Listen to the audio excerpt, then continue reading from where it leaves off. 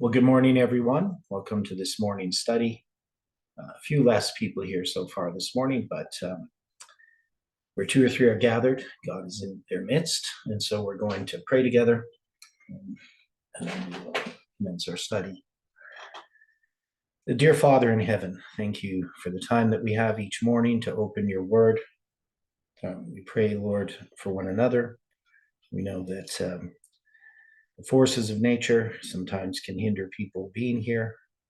And we pray for those that may be affected by the winds in Spokane and area and Washington and Oregon, wherever, and throughout the world, Lord, those that are suffering in various ways.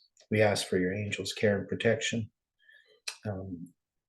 for those that are searching for truth, and we just ask for your Spirit to be here as we open your word together. Thank you for all things. In Jesus' name we pray. Amen. Okay, so this week we ran into stone wall maybe isn't quite the way to look at it, but we ran into a problem that is when we started looking at these verses here, especially when we look at verse 18. We had problems with the application that Uriah Smith and pretty much everyone else has made of this verse, as people have drawn in an assumption that I think is flawed. Now, most commentaries are going to apply these verses still to Antiochus Epiphanes. Now, Swearingen, he's going to have Antiochus Epiphanes earlier, but he's still going to switch this over to Rome. So it's kind of odd how he does it. So at some point we switch to Rome, and we don't. Well, I guess we don't have Antiochus Epiphanes, right? But then when we start to look at this, it introduces a subject which has really been through from chapter 10, is this idea of Michael, your prince. So that is, what we're seeing here is the great controversy in action. Whenever you have Michael, he's in opposition to Satan, right?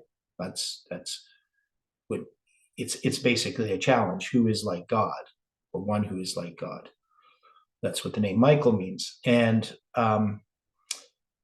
so we had looked back in verse 14 when it says Rome exalts itself to establish the vision.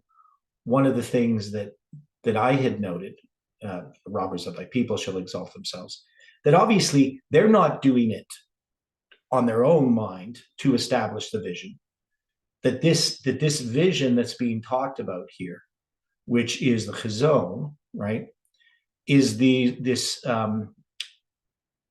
desolation of these two desolating powers, pagan and papal Rome, right? So when we looked back there, we could see that what's being talked about here is not so much the intent of Rome, but the intent of God, right? So God has this prophecy, and Rome exalts itself, not so in its own mind that it can establish the vision, but so that prophecy can be fulfilled.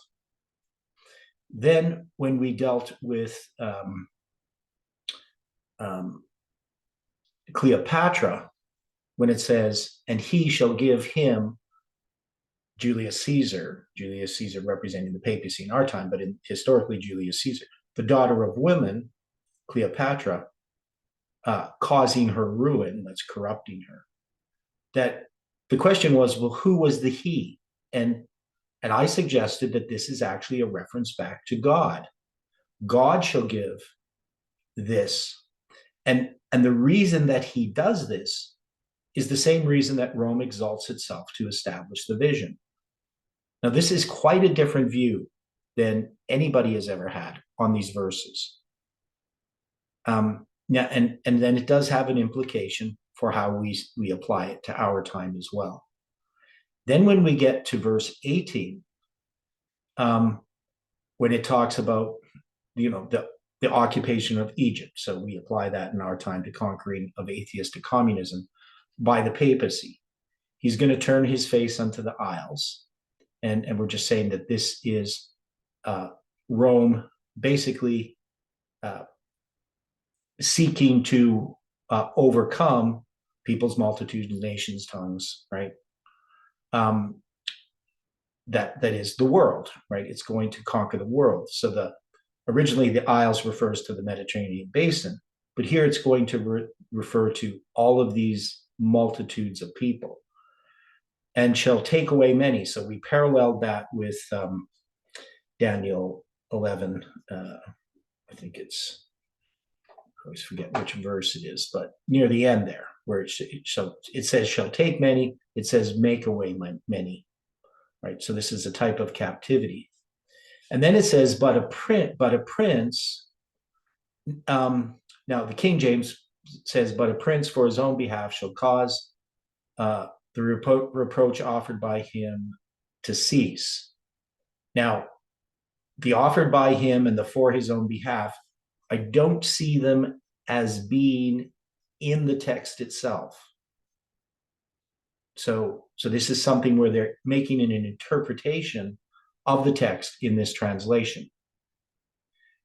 So when it says, so what it really just says is he will cause to cease the prince, the reproach. That's all it says. It just has those three words, nothing else, not all of this other stuff. And none of those are attached to the verse itself, right? So, or to the words themselves, right? So there's nothing in the Hebrew in that verse that would give us this indication that we have this. So it's just going to say Shabbat and to cease, and it's going to be that's 7673, and then it says the prince or a prince, doesn't have a definite article, and then it's going to have shame, right? The reproach, 2781, which is July 18, the 18th of July 2020, backwards, right? So we go 1872, this is 2781, so it's backwards of that. So it's kind of interesting. It shows that there's something about that symbol that actually relates to reproach, okay, in some way, okay. Now, a person could argue, because there is another after that word, to him is that's just low, right? So it's kind of uncertain exactly. Different translators apply that word differently on how it's attached to the sentence, because then it's going to talk about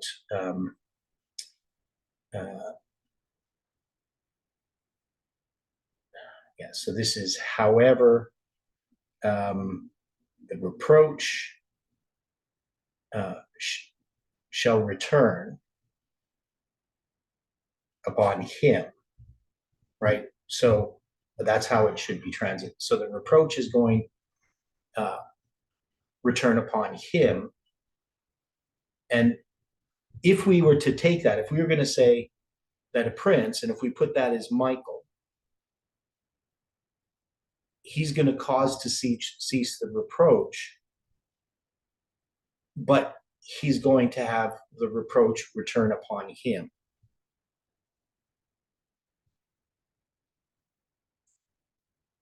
Right. So we have, let's see if I can try to make this clear. I know it's tough if you don't read Hebrew, and I could show you the Hebrew, but it might not help you too much. So he doesn't have his own reproach, is the idea here. And he's going to cause the reproach to turn upon himself. Now, does this make sense when it comes to Christ? Is this what he does? Does he cause to cease the reproach? But since he doesn't have his own reproach, does he allow that reproach to turn upon himself? Is that what happens with Christ? And we would have to say, well, yeah, that makes the most sense.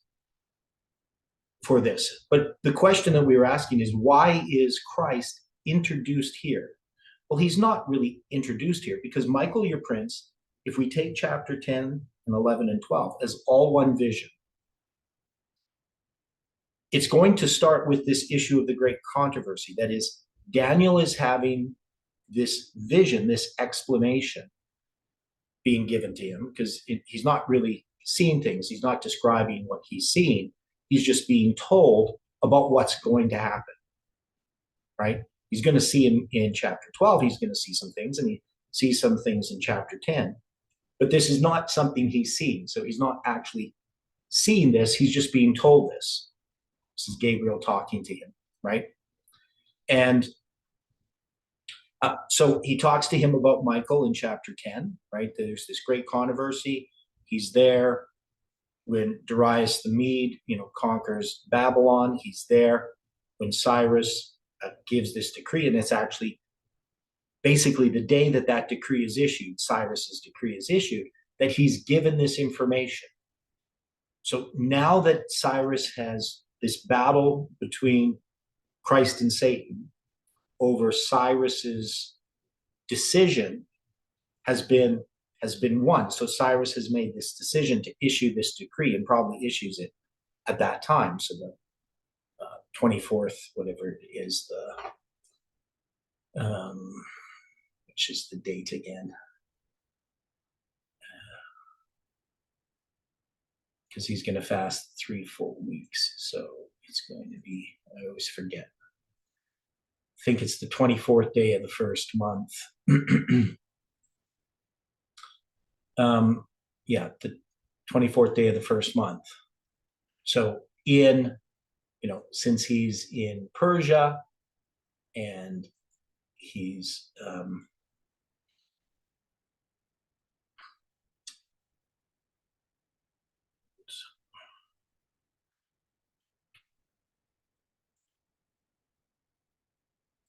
right, so that's going to be the date. So the 24th day of the first month is going to be, why is that not happening?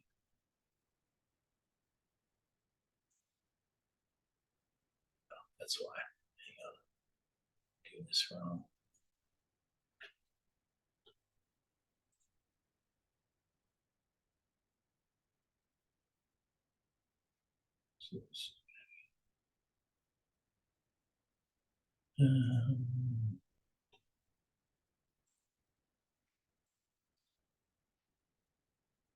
Yeah, so this date is going to be, I'm just giving it to you, it's in 537. And it's going to be the 24th day of the first month. So that's going to be, doesn't make sense.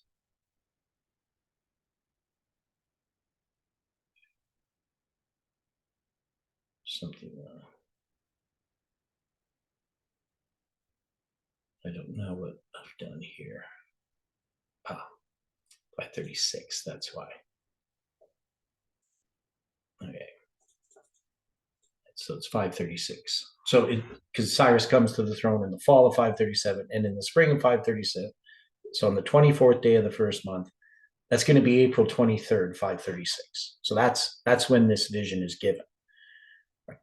So Cyrus has just issued his decree that they're going to return. So there's this controversy. And now he starts to explain to him in chapter 11, it's going to say, also in the first year of Darius the Mede, even I stood to confirm and strengthen him. So the first year of Darius the Mede is going to be a reference back to the fall of Babylon, right? And now I will show thee the truth. Behold, there shall stand up yet 3 kings in Persia, and the fourth shall be far richer than they all, right? So that's when it's going to go into that explanation. But remember that at the end of chapter 10, it says, but I will show thee that which is noted in the scripture of truth. There is none that holdeth with me in these things but Michael, your prince. Right? So the issue here is this is about Michael the Prince, right? This is about Christ. And so when he starts to go through and explain what's happening with these kingdoms, this is really about prophecy. It's prophecies about Christ, right? About this interaction between Christ and Satan. So when we get to verse 18, then, it's talking about Julius Caesar, what he's doing. So this is in this time of Rome prior to Augustus, because Christ is going to be born in the time of Caesar Augustus. But it says, however, a prince for his own behalf. So what it doesn't say that. It just says, shall cause to cease, a prince shall cause to cease the reproach. But without his own reproach, he will cause this reproach to turn upon himself. Right? So this prince is taking the reproach upon him. And in so doing, he's causing the reproach to cease. Now, if this interpretation is correct, this is very interesting but it makes sense in the context, right? That the prince here, a prince that's referred to, right? So it says a prince because it's talking about all of these things, but it says a prince, right? Not the prince, a prince. So it's introducing something new here to this narrative. And that prince would then be Christ. But the question is, why would Christ be introduced in this time of Julius Caesar when Julius Caesar is taking to conquer this whole area? So this is Julius Caesar. Now Rome is conquering. It's creating this kingdom under Caesar. Now Caesar wanted to be a king. He even had a throne. He didn't have a crown, but he really would have liked to have a crown. So why is it mentioned in this context? Why is it not mentioned later in the time of Augustus when Christ does come, or in Tiberius? Because we're going to see, of course, Augustus is going to be verse 20 and Tiberius is going to be verse 21. So why would that be? I know one of you doesn't have a mic, and some of you don't generally talk during these studies. But is there a reason that it would be introduced here?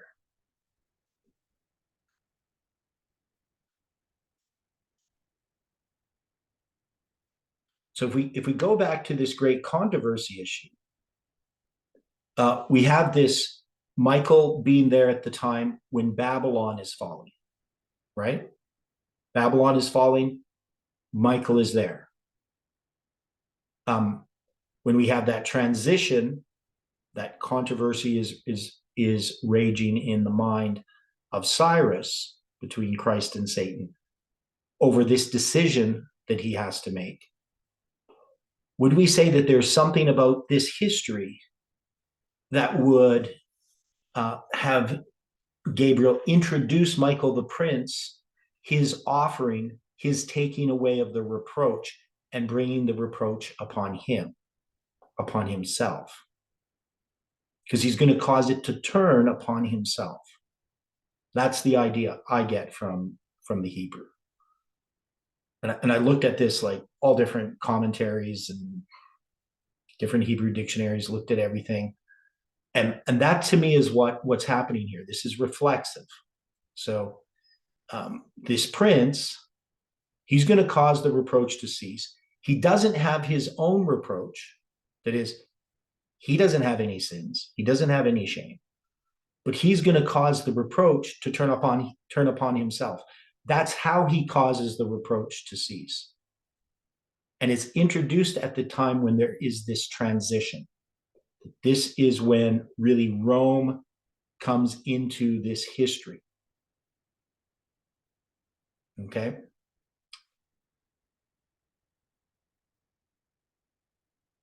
So I hope that makes sense. I mean, I don't like coming up with something that nobody's ever seen before, because then you have to defend it and you have to say, well, is it correct? Maybe I'm just not understanding. But it, as Ron says, it makes sense to me. Well, it makes sense to me here in this context, but it's very different, right? Um, Now, it's going to have its implications then when we apply it to our history. Okay. Now, we didn't in this here. We still were trying to finish off verse 17 because we were struggling with this. And again, there is things about this verse that it's interpreted in a specific way because of their belief that of who it's applying to, right? So different people interpret these or translate these verses differently, depending on how they see this prophecy being fulfilled, which isn't really, to me, it's not really honest, right? You should look at what the verse says and then try to figure out the interpretation. But often people start with the interpretation of the verse, and that leads to how they're going to translate it, right? So I've just tried to look at what the verse actually says and then try to make sense out of it. So when we have, and he shall give him the daughter of women, well, people have different explanations for who the he is. It's either Cleopatra's father, or something like that. There's different, and I don't fully understand this history. Some just ignore the fact that he shall give him. They don't even address who the he is. But we would say, if this is God, if this is just God's providence that's being referred to, this makes more sense, right? So when it says, "Thus shall he do," that word H6213, this is to me indicating that God is going to do. God is appointed by his providence to give to Caesar Cleopatra. Now, he's done this because God understands the repeat of history, but also this has to do with the fall, not just of Cleopatra, but also of Egypt, right? And Egypt represents the world, right? So Cleopatra, as the queen of Egypt, she's going to be, and it's going to happen later. We're going to have the Battle of Actium, in which Egypt really will be conquered by Rome. So, and that's going to be all in connection with what happens with Julius Caesar's when he has the battle of, the siege of Alexandria.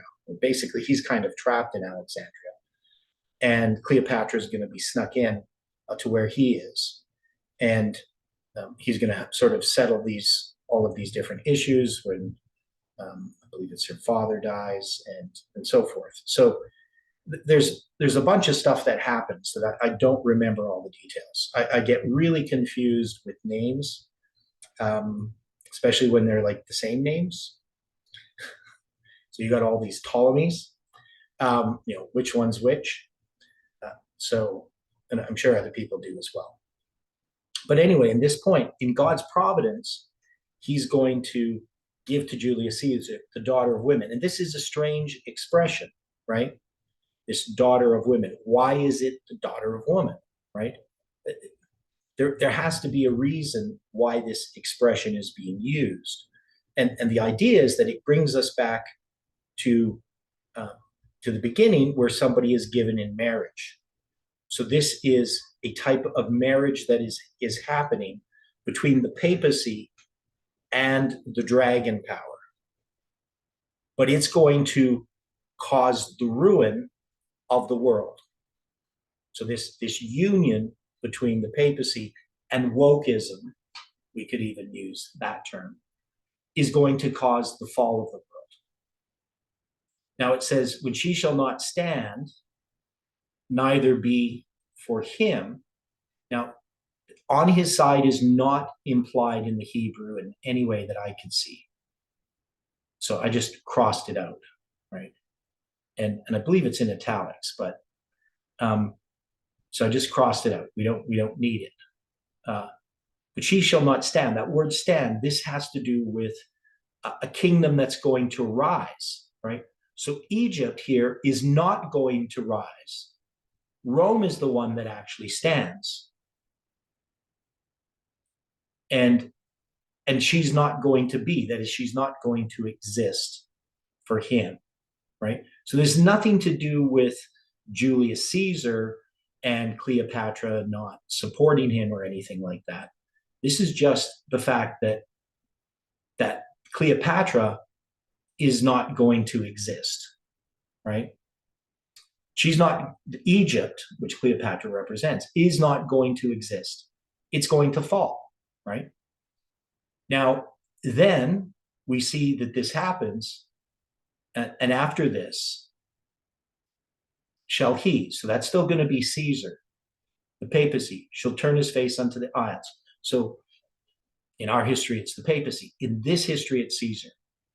He's going to seek to conquer the world, right? All of these peoples, multitudes, nations, and tongues. That's the UN, right? So if we're going to kind of be consistent with how we've done things, this is going to be the UN, right? So that's what the papacy is conquering or turning his face towards. So he hasn't conquered it yet. Now, we could say this is the Mediterranean basin, historically. I guess I probably should have, so that's, I probably could have done it this way. Just hang on.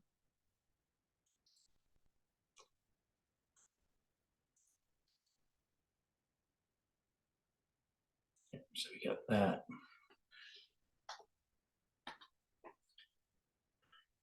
And get rid of this. Okay. And he shall take many. So to me, this is a reference to Daniel chapter 11. So if people have comments on this, I know there's some comments in the chat here. Yeah, those are just fine. So that's 44, 11 verse 44. The tidings out of the east and the north shall trouble him, therefore he shall go forth with great fury to destroy and make away many. And to me, that is going to be a parallel, right? So we put it this way, this is a parallel.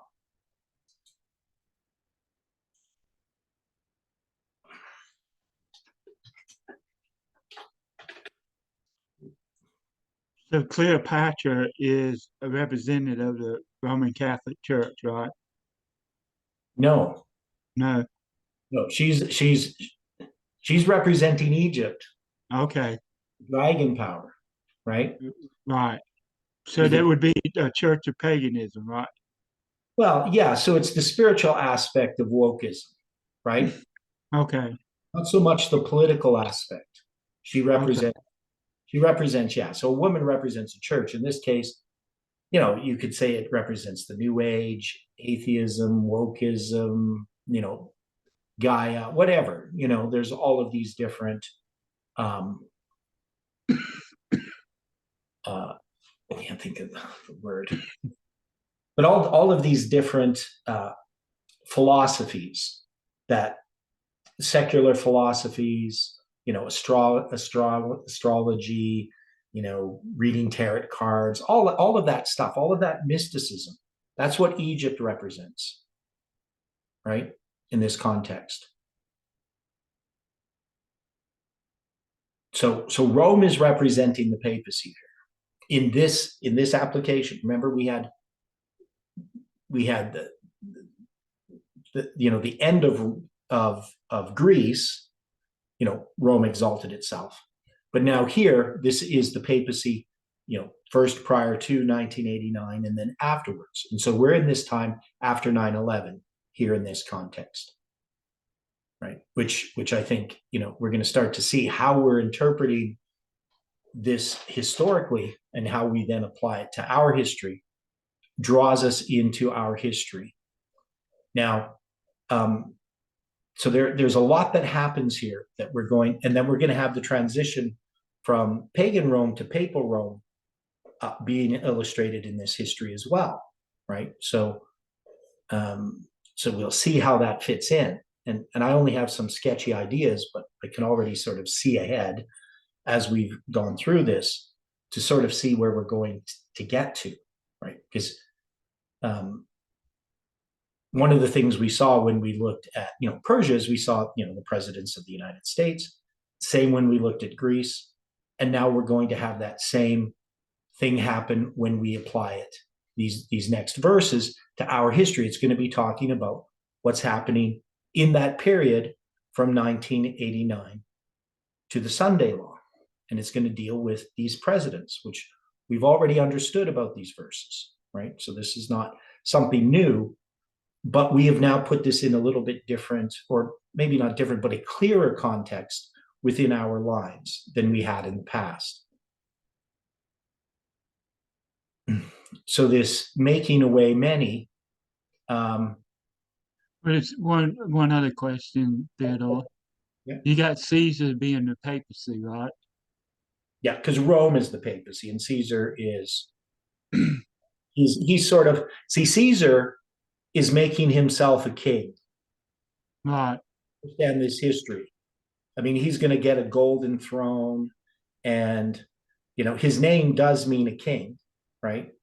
That's what the Right. name means. And he had somebody at one of these assemblies or whatever.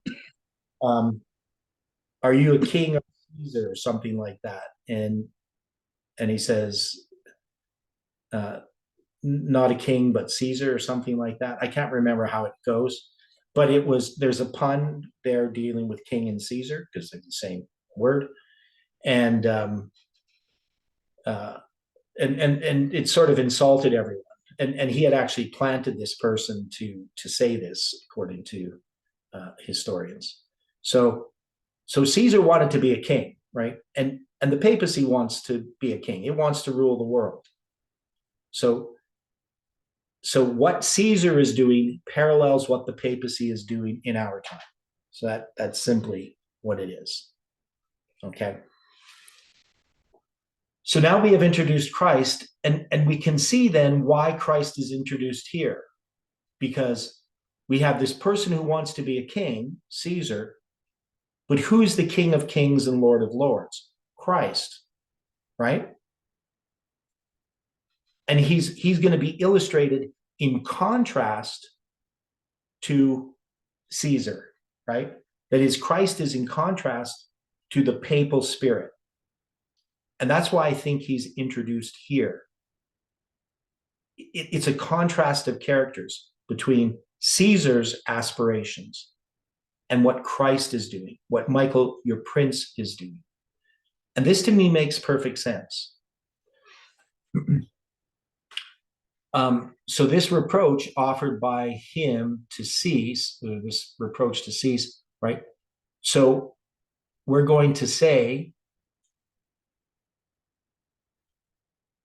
that this is introducing Christ or the cross.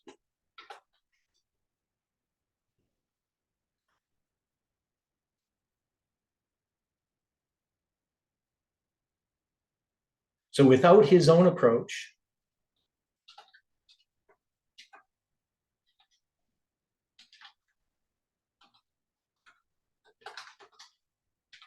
so Christ has no shame of his own. He shall cause to turn upon him. So this is not about Caesar, to defend Caesar against the Romans. He will cause to turn upon himself, right? So I'm going to put here upon himself. So this is a reference to the cross.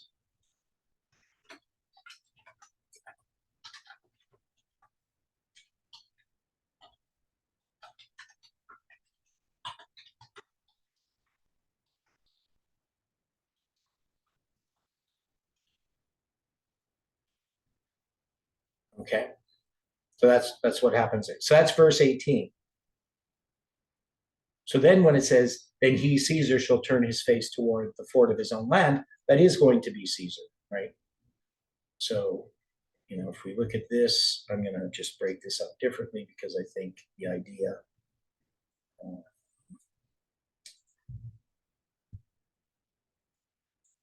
So if I go back here, I'll just do it this way.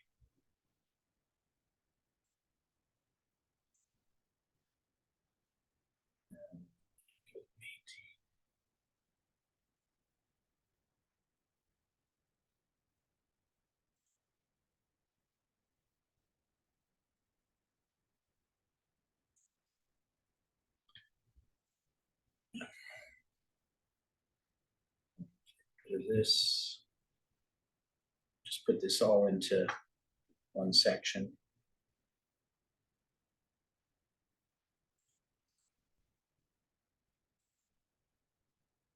Okay. So then this is going to be verse 19.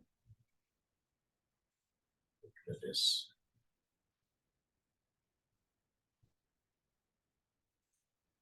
These quotation marks, sorry about that.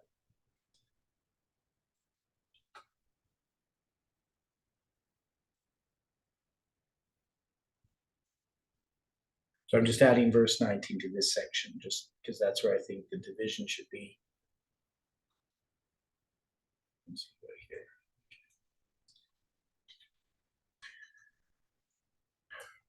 Okay, so this now makes sense, this section, right? What's being contrasted? You have the papacy being contrasted, or Rome being contrasted to Christ. Right? That makes sense? To me, this makes so much more sense than how we were looking at these verses before, especially since the Hebrew doesn't support the translation.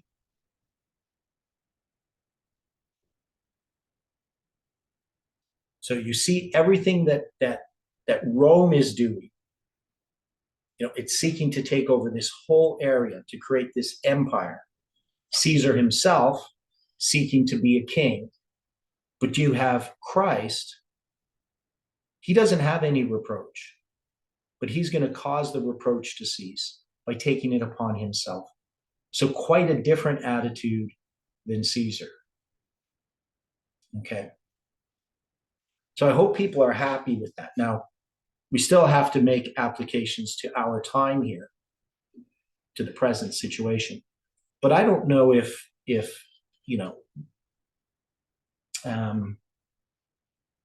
other than in a sort of a general sense that we could see this, unless there is something else here symbolically. Now, one of the things that I want to point out is this word to cease. So this word to cease, we talked about it yesterday, 7673. Now, 7670 is, so this word is related to the word Sabbath. So I will go here.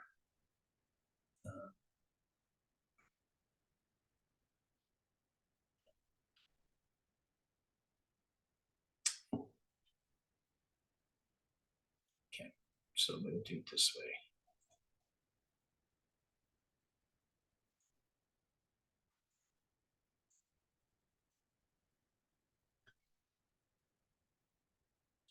So you can see the word, it's Shabbat, okay? 7673. Now, if you look at 7676, that's the word also Shabbat. The difference between these is just a dot in the middle of the bet. So that middle letter there, it's a bet or the B sound. This is a sh, that's a shin. So shab. And then if it has a dot in the center, that means you double the B in your pronounce Shabbat, right? It's still going to sound the same, Shabbat, but it's pointed differently than 7673, right? So you can see it doesn't have the dot there, and it just only has one B. Now, this comes from this word, pardon me, no, it doesn't come from this one. Where does it come from? No, Shibarim. No. So I guess this is actually the root. Shabbat, 7673. Now, 7670, that's what it is. So if I had 7670, I'll show you here. This is just as a number. And I divided this by 21, you'd see that I get a number very close to the length of a year. That's 365.238. So you'd say 24 if you rounded it up, which is close to 25. So this period 7670 would be 21 years. So that means 7673 is 21 years and 3 days. And the question is there some period of time that we have in our lines that is 21 years and 3 days? And I can't think of any, right? Now, so that would be something that we would have to look at, where this 21 years and 3 days comes from, or how we would apply that. So it's just something to keep in the back of your mind as a symbol. Now we know there's the 21 days in Daniel chapter 10, and you could apply a day for a year, but then the question is, why the 3 days? And since we've dealt with the 3 days before as a symbol, that maybe that's the significance of it, is it is pointing to the 3 days of the cross. So the 21 years representing, 7 times 3, right? 7 or 3 weeks, right? That's 3 full weeks that Daniel's going to be fasting. So I don't know. It's just something to keep in the back of your mind. Okay. Now, the other thing we looked at is this word turn. Now, there is actually in Daniel 11:18, there's other manuscripts. They call them the Kof and the Kaf. There's 2 different readings. And there is another reading instead of turn, but in looking it up, that reading was, what ends up happening is they misread one of the letters in one of these manuscripts that changes the definition of the word. But this makes the most sense. The other one doesn't make any sense. And then you're going to see, in verse 19, it says he's going to turn his face, and then he's going to turn his face again. And there isn't a separate reading in verse 19. So he's going to turn his face unto the isles, right? But then we have Christ introduced here, the cross, him taking the reproach upon himself. And then in 11 verse 19, he shall turn his face towards the fort of his own land, but he shall stumble and fall and not be found. And then shall stand up in his estate a raiser of taxes. So we recognize this as Caesar Augustus, okay, in the glory of his kingdom, right? But within a few days he shall be destroyed, neither in anger nor in battle. And in his estate, so we're going to look up this word estate and what that would mean, shall stand up a vile person. So this is going to be Tiberius, to whom they shall not give the honor of the kingdom, but he shall come in peaceably and obtain the kingdom by flatteries. And with the arms of a flood shall there be overflown from before him, and he shall be broken, yea, also the prince of the covenant. So this is going to refer to Christ's, I was going to use a different word for prince here, Magid, but this prince of the covenant, the Berit, right? This is definitely a reference to Christ. And after the league made with him, he shall work deceitfully. So we're going to have that league in 158. For he shall come up and shall become strong with a small people. Now the question is, why do they mention the league here? And what the way that I understand this is, when we get here to this league, we actually go back a bit. And we'll see why that is. Because this is going to bring us up to the cross, right? Up to verse 22. So I'm kind of showing you how I think this is structured. Now, when we get to this league, what does Miller do with this league?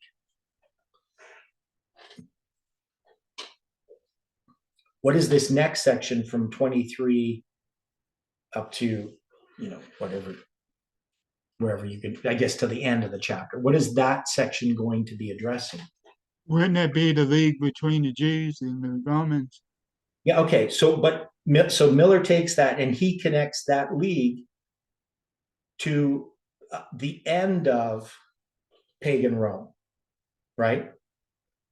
So he's going to take 666 years and he's going to say, well, there's this league in 158. We count 666 years, which would end up being an inclusive count because he didn't take into account no zero year, but brings us to 508, right? And that's going to give him the starting point for the 1290 and the 1335, right?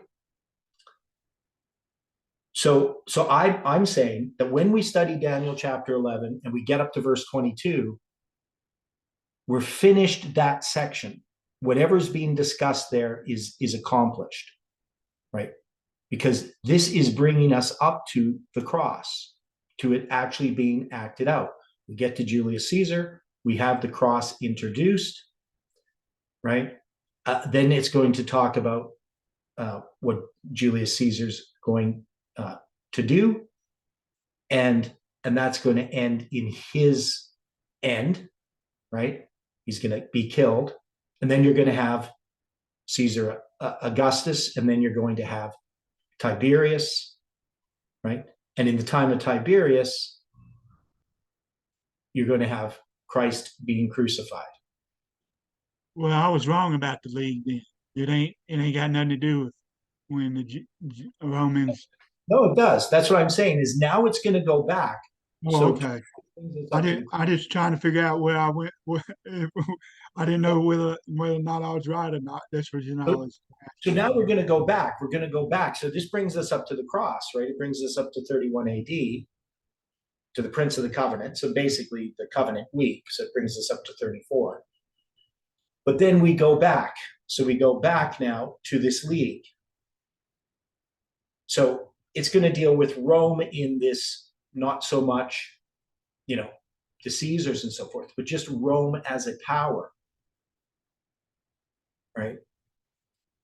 So it's going to go back and reiterate some of this history because it's going to address the end of pagan Rome.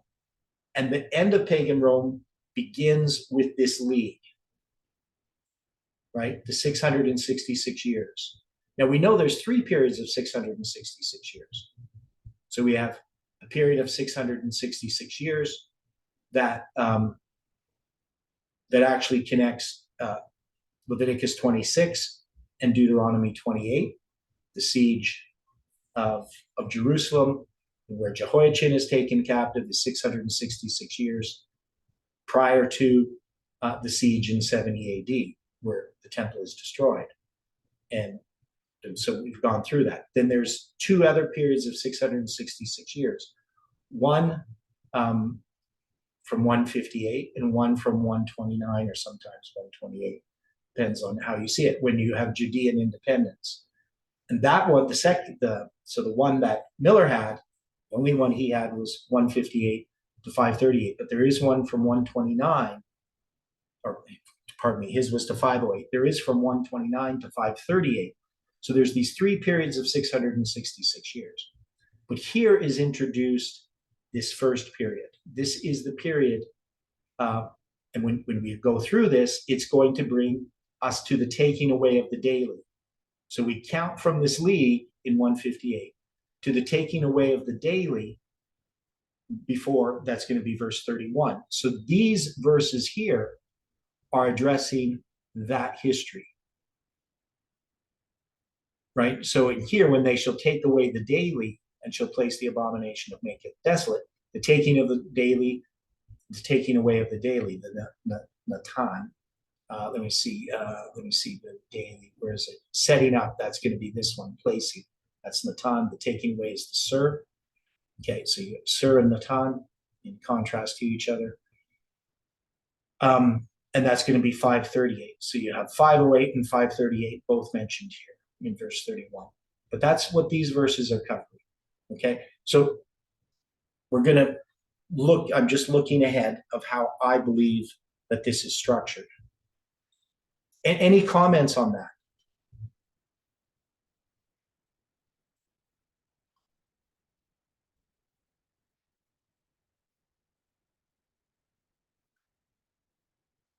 So this is something that Adventists do. That is, those who take Antiochus Epiphanes as being the fulfillment of those prophecies dealing with the Prince of the Covenant and so forth, that this is talking about Antiochus Epiphanes and the defiling of the temple, they have this going in this continuous chronological order, right? So they're going to put the leak here in 161, and that's going to be right after Antiochus Epiphanes, right? So you can see why they do that. Right? There is a logic to it. So the Prince of the Covenant's not going to be Christ in that interpretation. And this, so they're going to have Antiochus Epiphanes here. Different people do it differently, though, and so there isn't a lot of consistency, even though it seems logical, and it's not as consistent as our understanding is, right? So when we get to verse 22, right, this is going to be referring back to 158. So any comments about that? So we're going to finish off these verses here, and then we'll get back to 158 and why that transition happens there in that way.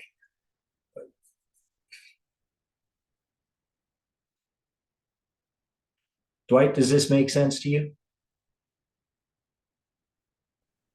I'm listening. I missed a good bit of this today because of internet connectivity issues. Yeah. So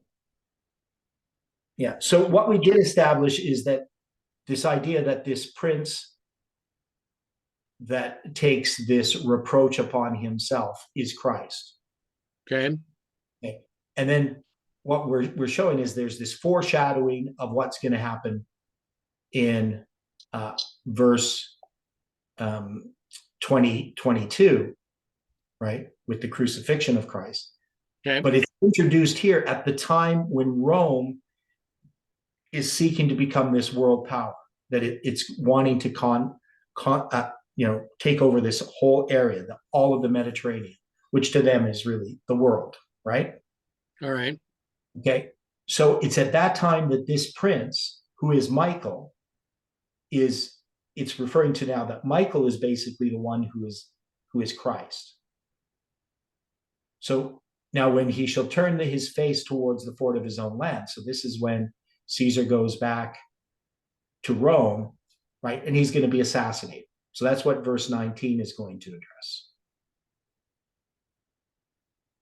So we can see that in, he's going to turn his face towards the isles. We got that Shuv 7725. But Christ, in contrast, he's going to take this reproach and place it upon himself, turn it upon himself, right? So this is the difference between Caesar and Christ. Caesar is seeking to exalt himself. He's the mind of Satan, right? And we went through this great controversy with the fall of Babylon, and then you have Medo-Persia, and then you have Greece. You always have these people exalting themselves, right? That is, they're magnifying themselves. And Caesar's no different, but Christ is completely different. So once they introduce that, the fall of Caesar, his assassination, and we started looking at the triumvirate and things like that. Now the Bible doesn't mention anything about that, the triumvirate, right? It's just going to jump right into then shall stand up in his estate a raiser of taxes. Now, this word estate is the word ken, and we got here just these different definitions for it. So base, office, place, pedestal, office, foot, base, stand, pedestal, office, foot, place, estate. So, and it's the same as 3651, can properly set up right. So that's what it means to set up right. So in his estate, there's going to be a raiser of taxes. So that is in the place that Julius Caesar had his kingdom. And because really he wanted to be a king. We now have the first emperor, right? So we're going to have the first king, which is going to be Caesar Augustus. And he's going to be called a raiser of taxes. Now, there's some disagreement over how to translate this. But this is how we've understood it, that this is Augustus. And the honor of his kingdom. So his rule. So why does Caesar Augustus, what is this thing about taxation? Why is this important? That we're going to have Caesar Augustus, he's going to want to tax the world, right? Isn't it more about control?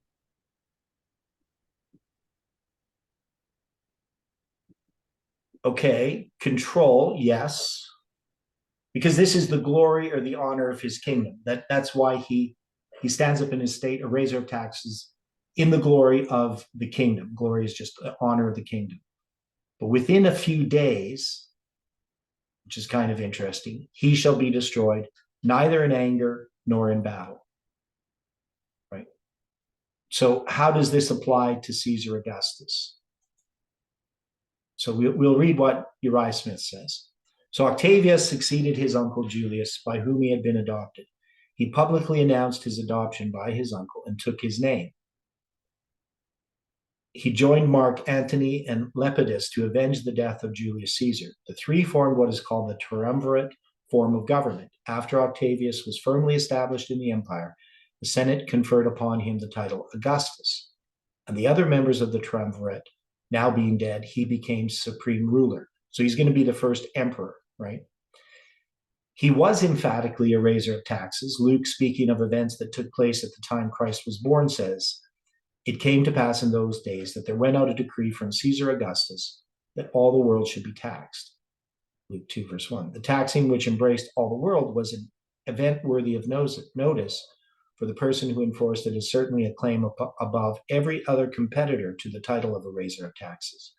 During the reign of Augustus, fresh taxation was imposed, 1/4 of the annual income from all citizens, and a capital levy of 1/8 on all freemen.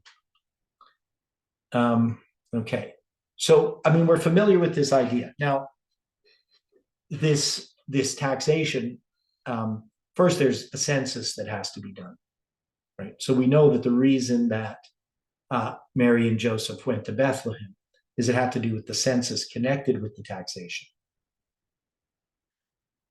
right? So and it's not as clear cut as far as like trying to read about this history exactly how this taxation worked. There's lots of different opinions, but we know that this is referring to Caesar Augustus. He's the one who's the raiser of taxes. And now, how does Caesar Augustus die? So he stood up in the glory of his kingdom. Rome reached the pinnacle of its greatness and power during the Augustan age. The empire never saw a brighter hour. Peace was promoted, justice maintained, luxury curbed, discipline established, and learning encouraged. During his reign, the Temple of Janus was shut 3 times, signifying that all the world was at peace. Since the founding of the Roman Empire, this temple had been closed but twice previously. At this auspicious hour, our Lord was born in Bethlehem of Judea, in a little less than 18 years after the taxing brought to view, seeming but a few days to distant gaze of the prophet. Augustus died in AD 14, in the 76th year of his age. His life ended not in anger and battle, but peacefully in his bed at Nola, whither he had gone to seek repose and health. Okay, So he's just going to die of old age or whatever, maybe had a heart attack or something, but he's just going to die peacefully in bed. So there's no doubt that this has to refer to Caesar Augustus. Okay? Any questions about this?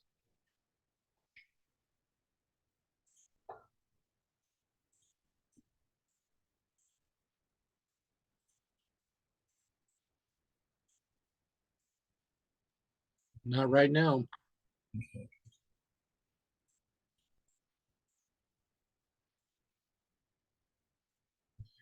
Now we have these numbers. So and you know, we've been looking at them. And it says within a few days. And so, you know, we could look at these numbers. So days 3117. So one of the things about 117 is it represents July 18th and it's attached to the symbol of 3. But if we added these a few days together, 3117 plus 259. So those are the Hebrew numbers that we're given. We get a period that's about 9 years and 9 years and 89 or 88 days. So 88.75 days. And that might fit in somewhere, like in our time. So right now, we know that this is Caesar Augustus. And I just brought up this symbol. So how are we going to apply this to our time? So we know where do we put, who's Caesar Augustus represent? How have we done this in the past?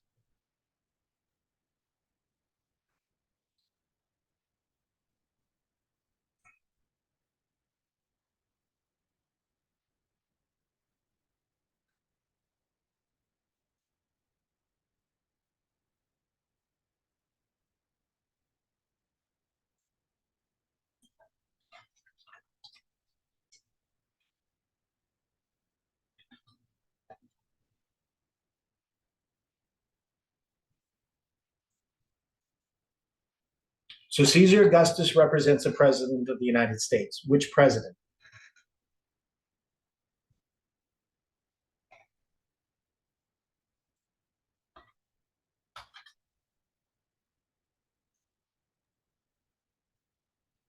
So Was so it not? Yeah, okay, go on. Was it not being said that Augustus was supposed to represent Obama? Right. So now we have to look at these interpretations of how we're understanding this. So I'm just going to put in what we've understood in the past, that this is Obama, right? So,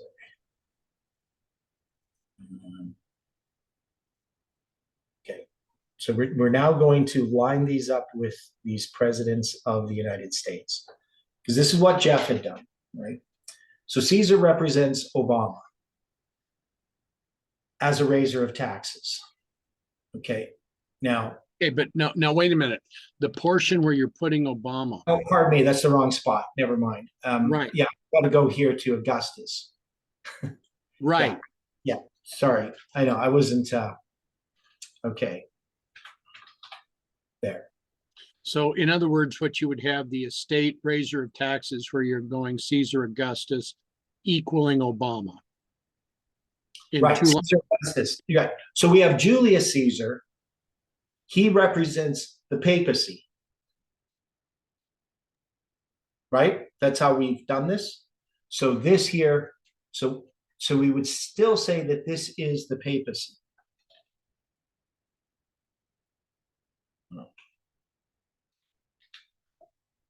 Okay?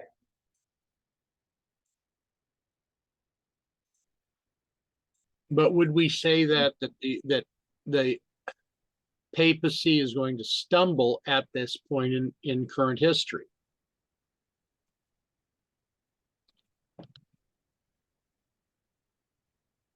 Yeah, that's what we have to decide. So right now we're just working through this. Okay. So we would have to try to say, well, how would that be the case? Now, when we look at Julius Caesar as the papacy, in this history, we have to decide how we're going to apply it.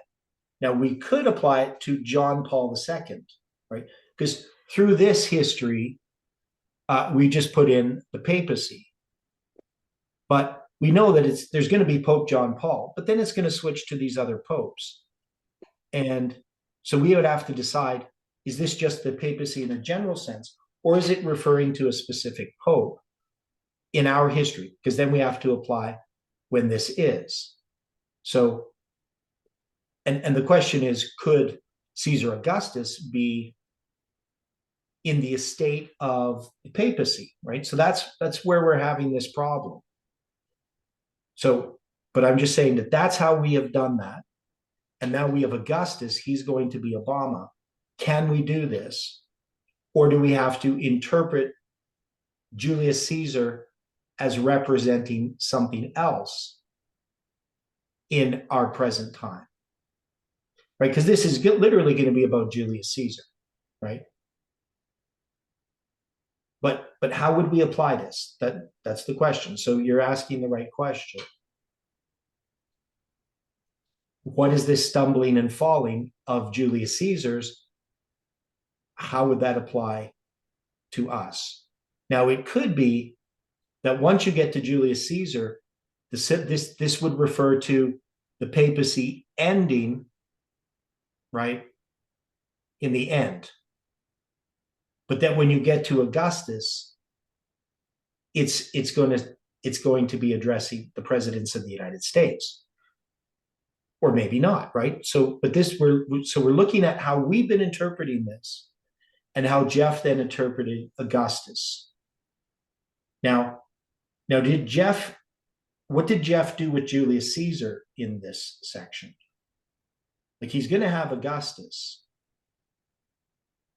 but does Julius Caesar, who's before Obama? Bush the second. Yeah. Does Bush the second fit with Julius Caesar? And I can't see him fitting, right? Well, okay, but here's the thing. Bush the second stood up internationally against Islam. Yeah. Obama did not stand up against Islam. So when he came in as president, he was trying to make peace throughout with all the Islamic states. Mm-hmm. Now, what we're looking at with this, then he, the papacy, shall turn his face toward the fort of his own land, but shall stumble and fall and not be found. Now, here we're attempting to apply this against Caesar's assassination on the Ides of March. Does this fit with John Paul II and Benedict? Yeah, see, and that's what I'm trying to, is because either this is John Paul II, or it's actually just the papacy in general talking about its ultimate end. Right? Well, okay, but see, that's the conservative portion of the papacy. John Paul II and Benedict were very much conservatives. Francis is not a conservative. Yeah, I know. So did they stumble and fall and not be found? I mean, for the longest time, Benedict was Pope Emeritus and was not in the public eye. Yeah. Yeah, I understand. Yeah. So the question is, could we align that with Caesar's assassination? I mean, is that the proper way for us to do it? I don't know, but it's a good question. It's kind of the question that we're trying to figure out here. Is how would we look at this?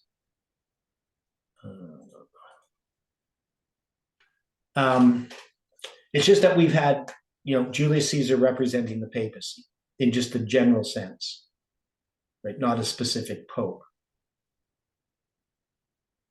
And then we would have to say, well, what does it mean that he's going to turn his face toward the fort of his own land? I mean, we know what that means for Julius Caesar, right? He's going to go back to Rome, and there he's going to be assassinated. But what would this mean as far as the papacy in our time? How does it turn its face towards the fort of its own land?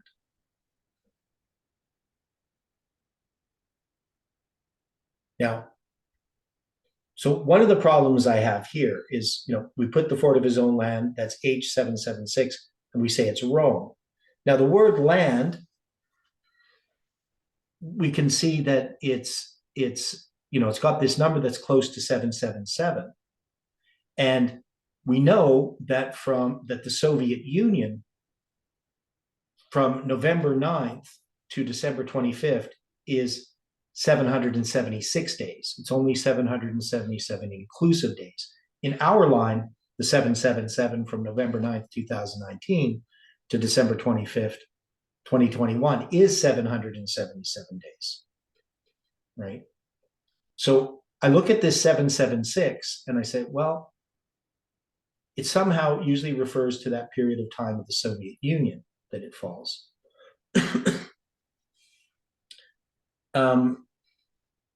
So we have to figure this out. So Julius Caesar's going to be assassinated. And he represents, we've had him representing the papacy in our lines. And the question is, here, does he represent the papacy or something else?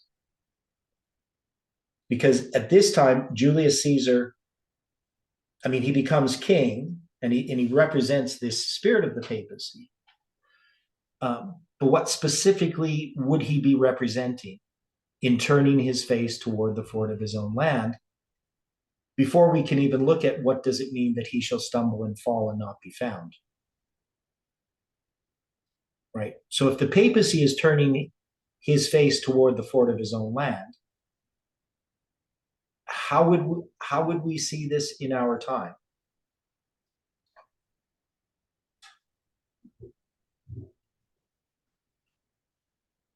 So if we look at, we already know face is panim, that's shuv, right?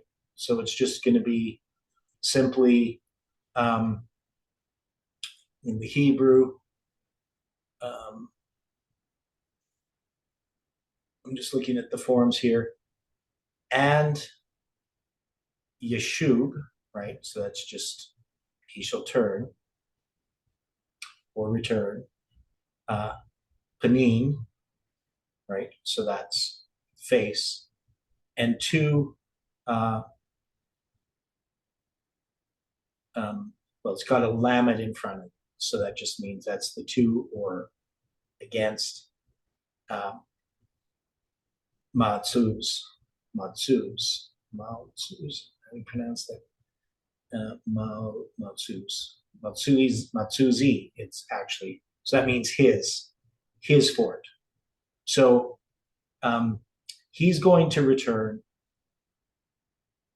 or turn his face to his fort, and then it has aretz, and it has a vav at the end, so that's his land, his own land. Right? So that's what it says. He's just going to turn his face towards the fort of his own land. Now, this word fort means a place or means of safety, protection, refuge, or stronghold. Right? So it can be either human protection or God protection, used in a figurative sense. So the human protection or the refuge of God. But he's going to return to the fort of his own land. Now, it comes from a word which means to be stout, hardened, impudent, right? So that's just the basic root of it from 5810. But this is 4581. Okay, so how could the papacy do this? How, if it's fulfilled this, how did it fulfill it?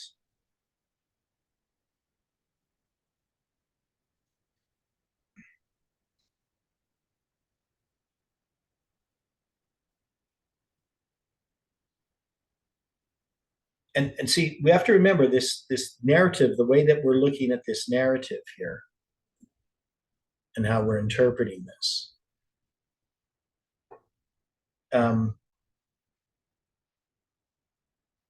So this is going to, when he turns his face unto the isles to take away many, we're connecting this to Daniel chapter 11, verse 44, right? This is basically a precursor to this Sunday law. So the Sunday law is here in that history. This is the history of the image of the beast, right? But it shows here in contrast to this, the cross of Christ. But Michael, your prince, is going to cause the reproach to cease by taking that reproach upon himself, turning it upon himself. But then we see he shall turn his face toward the fort of his own land. We're applying that to, Julius Caesar, right? He's going to stumble and fall, not be found. He's going to be assassinated. Okay. So it's in this context. And so if we're going to apply it to our time, when would this occur that he turns his face toward the fort of his own land, if this is the papacy? And what would that really mean? It's some kind of protection. So he's looking for a refuge in his own land. How would we understand this?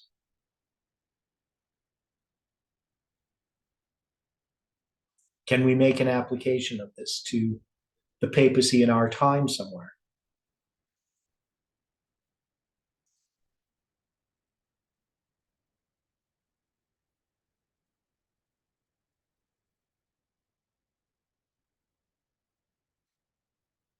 Now, if you applied this to Pope John Paul II, I mean, Pope John Paul II basically just settles in the Vatican and then he eventually dies, right?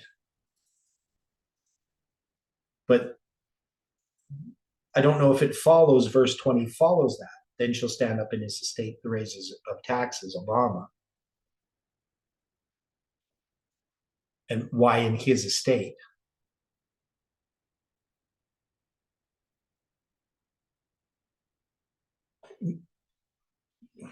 So hopefully people see the problem that we're running into. We have to understand this in some way that makes sense.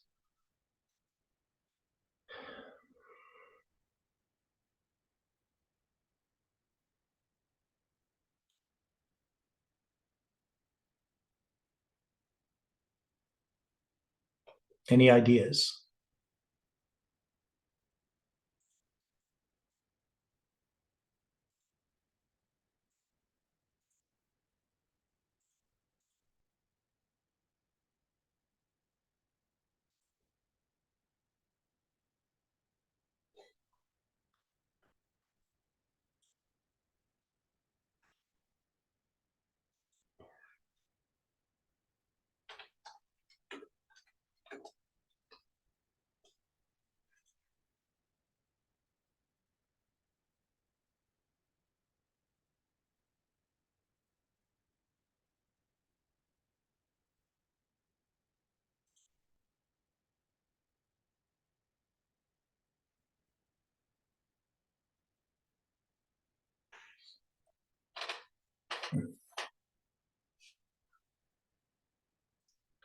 No, we could apply it to Benedict maybe too.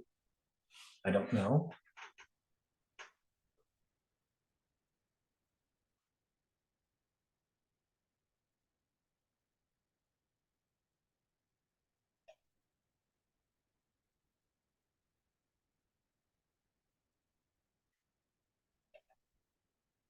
So nobody has any ideas?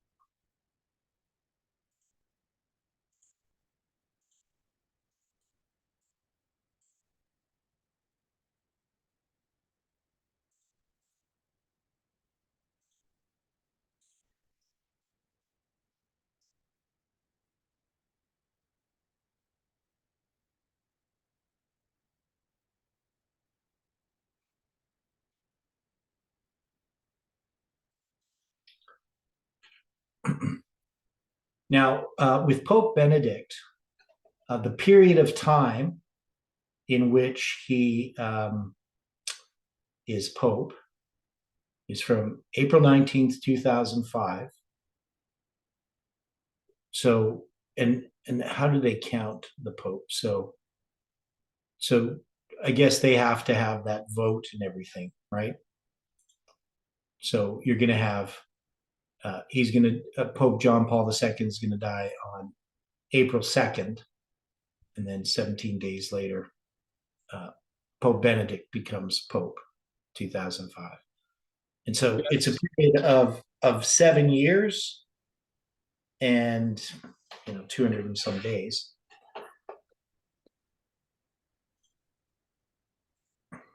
In those situations, you have cardinals that meet after the death of a pope or the resignation of a pope.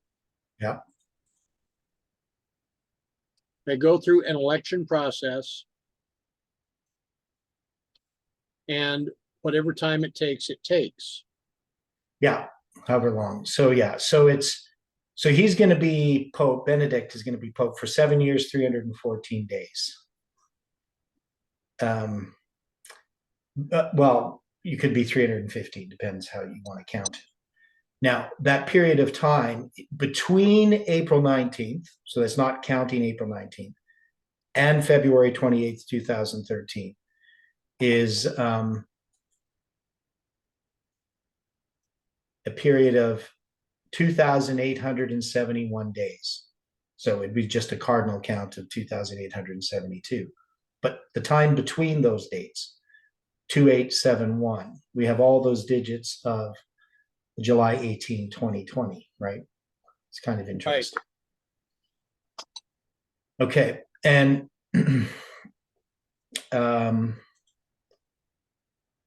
so we had another number. So where was this? So I have a question for you. Yeah. What is the Hebrew number 2871? What does it mean? Okay. Well, 2781 was reproach. 2871 is? Yeah, 2781 is reproach. Right. But 2871 is turban. Or dyed attire, isn't it? Yeah, so it's let me see here. This is slow. Yeah, so properly dyed. That's the word.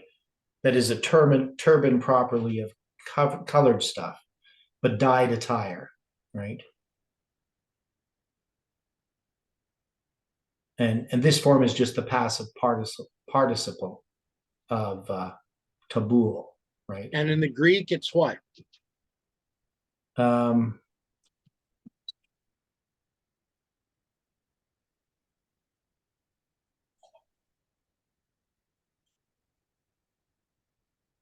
Cutting or slaughter, carnage.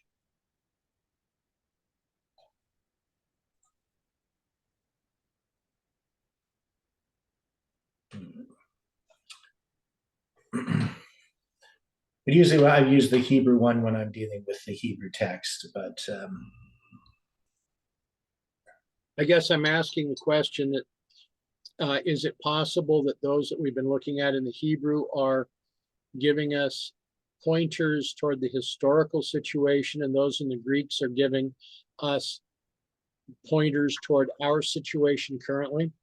it's possible. Never thought of it that way, but okay. Okay, so, but this is making sense. I mean, we're getting somewhere with this. Right. So I would say that there's something about these popes that must be understood here. Now, this fort of his own land. So you got 4, 5, 8, 1.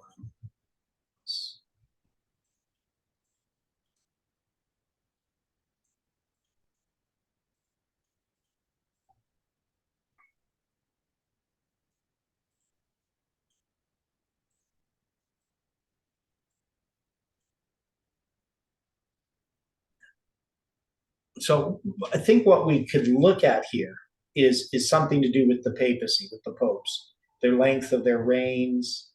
Because if we could have some symbols that could tie to that, that would be interesting.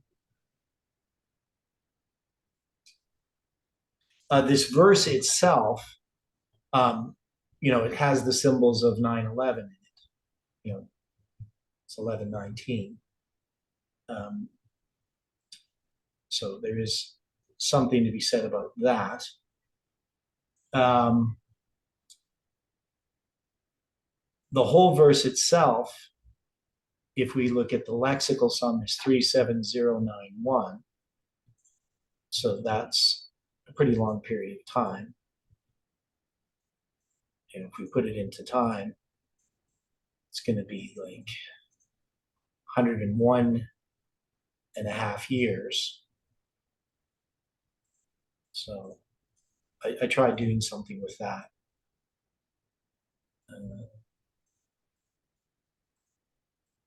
So 101 years and 200 or 201 days, depending. So I don't know what that would mean, as far as maybe there's some key to that lexical sum.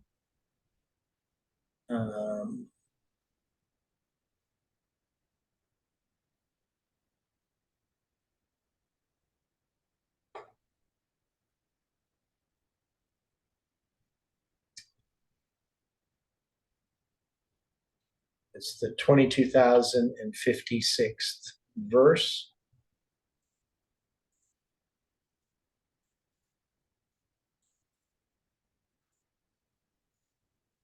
Which is a period of 60 years.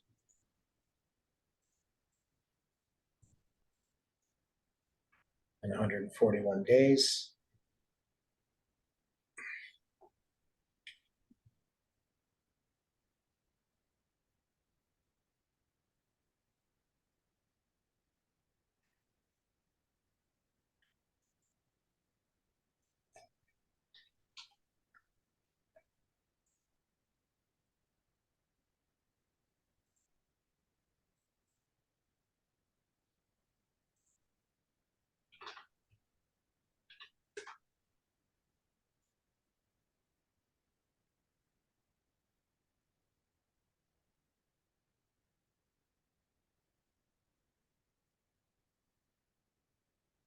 So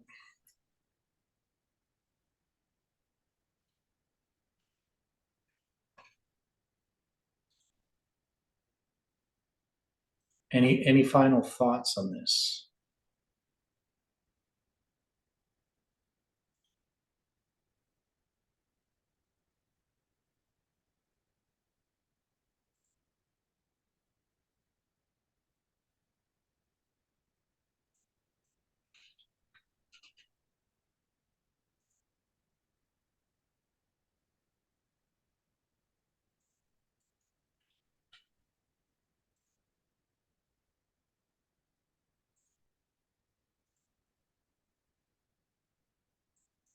I'm just looking at one other thing.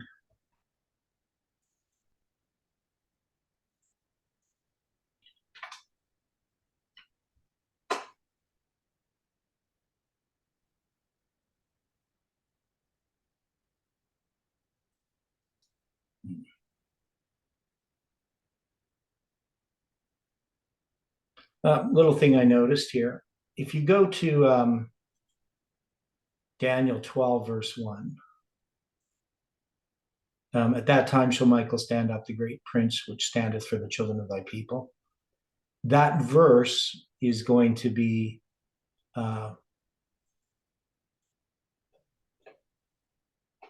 the 22,083rd verse in the Bible.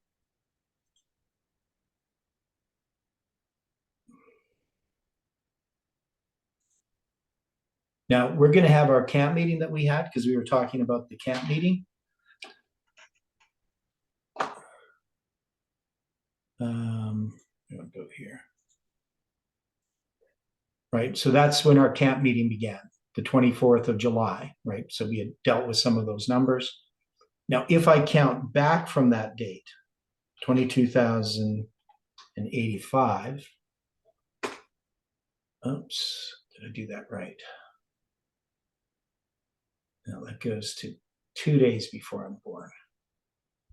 So that'd be 22,000. So it's the one, it's actually, if you go to the last verse, Daniel 11, verse 45. I don't know. It's just something to look at these spans of time. Okay?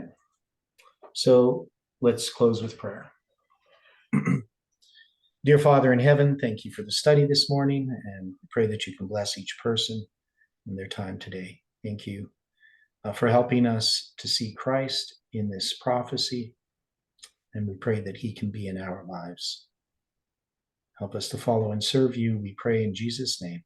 Amen. Thank you, brother.